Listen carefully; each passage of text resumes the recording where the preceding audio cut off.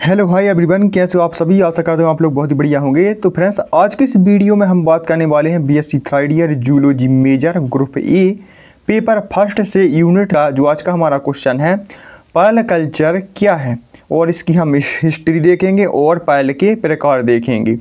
तो इसके पहले अगर आपने चैनल को सब्सक्राइब नहीं किया तो सब्सक्राइब कीजिए, साथ ही बेल आइकन को प्रेस कीजिए जिससे वीडियो का नोटिफिकेशन आपको सबसे पहले प्राप्त हो सके। तो चलिए वीडियो को स्टार्ट करते हैं।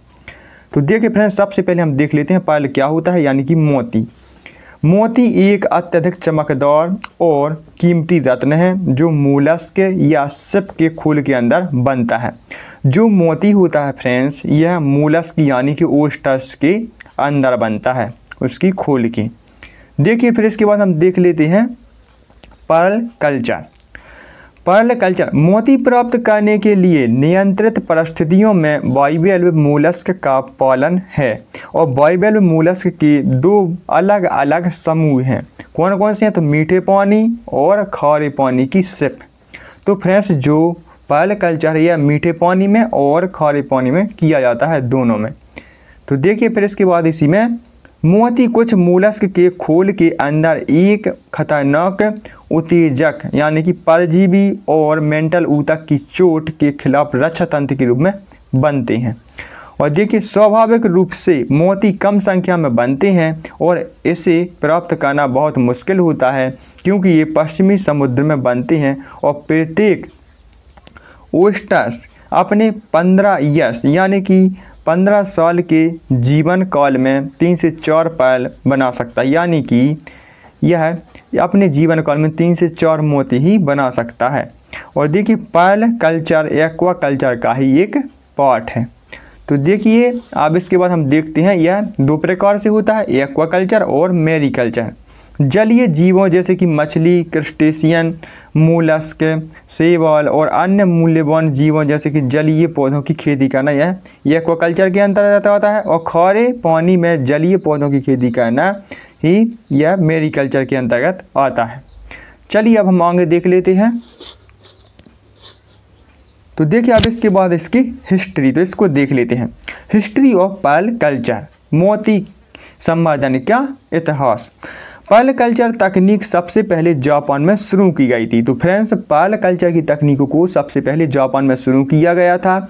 और देखिए, फादर ऑफ पर्ल कल्चर यानी कि मोती संवर्धन के पिता के रूप में किसको जाना जाता है? कोकिची मियामोतो को, जो कि इनका जीवन 1858 से लेकर के 1954 के मध्य माना जाता है। फिर इसके बाद मियामोतो ने टोबा, जापान का एक छोटा सा द्वीप है फ्रेंड्स, ये मियामोतो नाम का, में एक मोती फार्म स्थापित किया, और जुलाई 1893 में उन्हें अपने खेत में मोती मिला, और 1896 में उन्होंने पर्ल कल्चर का पेटेंट कराया। और सर्वोत्तम गुणवत्ता वाले मोती को लिंगा मोती कहा जाता है। फ्रेंड्स, अगर आपसे ऑब्जेक्टिव क्वेश्चन में पूछा जाए कि सर्वोत्तम गुणवत्ता वाले मोती को क्या कहा जाता है, तो आप लोग बता दीजिएगा कि लिंगा मोती कहा जाता है। और देखिए, इंडिया मोती की फार्मिंग में सफलता 1973 में तमिलनाडु के तूतीकोरन में केंद्रीय समुद्री मत्स्य अनुसंधान संस्थान। तो देखिए, हम कब कह सकते हैं कि इंडिया में है जो मोती की खेती को कब सफलता मिली थी? यह 1973 में मिली थी, यानी कि तमिलनाडु के तूतीकोरन में केंद्रीय समुद्री मत्स्य अनुसंधान संस्थान CMFRI कोच्चि केरल द्वारा हासिल की गई थी। अब देखिए आगे देख लेते हैं, pearl oysters fisheries in India, यानी कि 2 मेन्स एरिया, 2 मुख्य क्षेत्र हैं जहां पर पर्ल कल्चर है जो किया जाता है। तो देखिए, तूतीकोरन तट तमिलनाडु मन्नार की खाड़ी और कच्छ की खाड़ी गुजरात में। चलिए अब हम आगे देख लेते हैं मोती के प्रकार। तो देखिए अब हमारी हेडिंग आती है टाइप्स ऑफ पर्ल, यानी कि मोती के प्रकार। तो देखिए, सबसे पहला आता है नेचुरल मोती, यानी कि नेचुरल पर्ल। प्राकृतिक मोती ओस्टर्स और मसल्स के अंदर किसी ठोस के आकाश में खोल के ऊतकों में घाव से बन सकता है, और इस प्रकार पर्ल अत्यंत दुर्लभ प्रकार का होता है, यानी कि अत्यंत दुर्लभ होता है। तो देखिए, यह इसका डायग्राम है, आप लोग इसको बना लीजिएगा, ऑल पर्ल नेचुरल। अब देखिए हम आगे देखते हैं। अब सेकंड है कल्चुरेड पर्ल। तो संवर्धित मोती मानवीय हस्तक्षेप से उत्पन्न होते हैं। यह है फ्रेंड्स, ये संवर्धित मोती यह मानवीय हस्तक्षेप से है जो उत्पन्न होते हैं, यानी कि कल्चुरेट पर्ल।